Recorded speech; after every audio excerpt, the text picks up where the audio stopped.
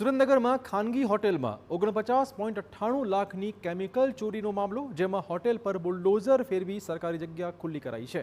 સરકારી જમીન પર માથાભારે શખ્સે હોટેલ બનાવી ભાડે આપી હતી। હોટેલ પર ચાલતું હતું ગેરકાયદેસર કેમિકલ ચોરીનું નેટવર્ક। એસએમસીએ સાયલા ચોટીલા હાઈવે પર હોટેલ પર રેડ પાડી હતી। આ રેડ બાદ જિલ્લા પોલીસ વડાએ એલસીબીના પીઆઈ, પીએસઆઈ અને પોલીસ કર્મચારીની બદલી કરી હતી।